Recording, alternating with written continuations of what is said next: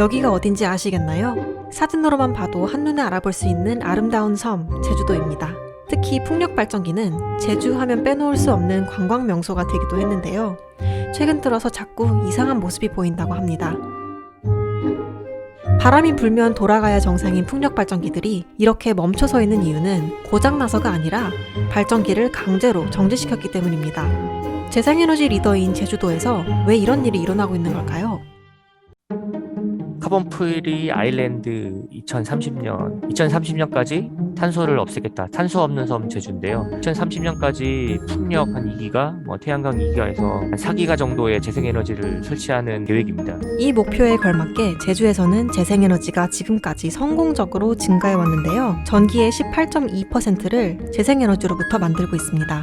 이런 제주에서 멀쩡한 풍력발전기를 자꾸만 멈추는 이유는 풍력발전기들이 제주의 화력발전소에 전기 만드는 역할을 계속해서 양보해줘야 되기 때문입니다. 2015년부터 제주도 내에서 쓰는 전기량, 전기 수요보다 발전량이 더 많은 상황이 생기고 있고요.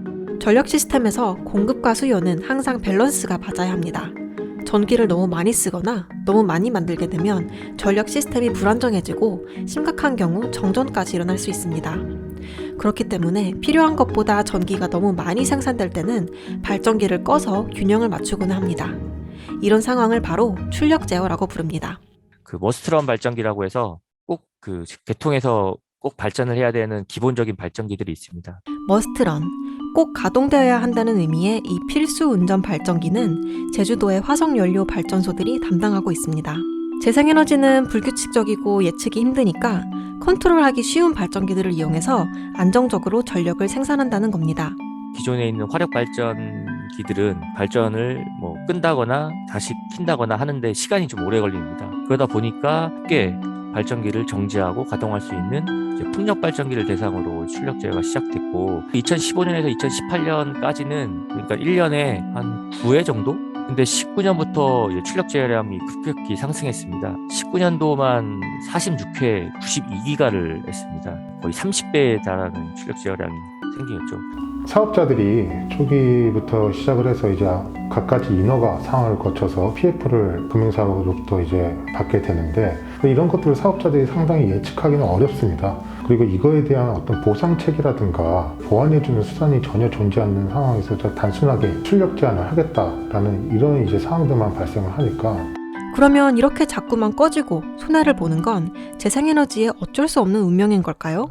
조금만 눈을 돌려서 다른 나라를 보면 훨씬 더 많은 양의 재생에너지가 전력 시스템과 함께 잘 운영되는 곳이 많습니다. 덴마크의 경우 현재 전력의 50%를 재생에너지로부터 얻고 있고 풍력 발전이 전체 전력 생산량의 40%를 넘게 차지합니다. 작은 섬나라인 아일랜드 역시 재생에너지 발전 비율이 42%에 달하고 그중 대부분이 풍력 발전으로부터 옵니다. 이렇게 해외 여러 곳에서 성공적으로 재생에너지를 전력 개통에 잘 받아들일 수 있었던 이유는 여러 가지 방법을 통해 전력 개통을 유연하게 만들었기 때문입니다. 그 중에서도 지금 제주에서 특히 주목받고 있는 솔루션은 바로 배터리를 이용한 에너지 저장 장치입니다. 낮 시간대에 초과로 생산되는 재생에너지를 대용량 배터리에 저장했다가 나중에 필요할 때 쓸 수 있도록 하는 것이죠. 배터리 ESS를 사용하려면 전력량 조절 기능뿐만 아니라 일정한 주파수를 유지해야 하는데 이를 위해 리튬이온 배터리와 함께 동기 진상기라는 설계를 추가로 사용할 수 있습니다. 이 부분은 나중에 다시 다뤄보도록 해요. 그럼 이미 해결 방안을 알고 있는데도 왜 같은 문제가 계속 반복되는 걸까요? 출력 제어 완화형 ESS PCS로 60메가, 배터리로 보면 한 240메가와트 정도 설치하게 되면 지금 출력 제어를 한 60% 정도 줄일 수 있다고 보고 있습니다. 그럼 왜 설치를 안 하라고 생각하면 지금에 대한 수익성이 지금 안 나는 상황입니다. 결국은 경제성이 나와야 민간에서라도 설치를 하거든요. 어떤 경제성 부분에서 좀 어느 정도 경제성이 나올 수 있도록 시장 운영 규칙을 좀 개정을 계속 건의를 하고 있고 배터리를 많이 설치하려면 일단 돈이 드는 사업이어야 합니다. 그런데 지금 전력시장 운영 규칙에 따르면 배터리를 이용해서 전력 개통을 안정화시키는 것에 대해서는 보상이 충분하지 않습니다. 같은 역할을 하는 가스발전소에 대해서는 훨씬 더 많은 돈을 주고 있는데 말이죠. 이렇다 보니 출력 제어의 해결책인 배터리 설치가 더딜 수밖에 없는 건 당연한 일입니다. 제주도의 카본 프리 아일랜드 목표처럼 깨끗한 미래를 향해 나아가려면 풍력 발전의 출력 제어 문제는 반드시 넘어야 할 산입니다. 그러기 위해선 보다 투명한 정보 공개와 공평한 시장 제도를 만들어 나가야겠죠.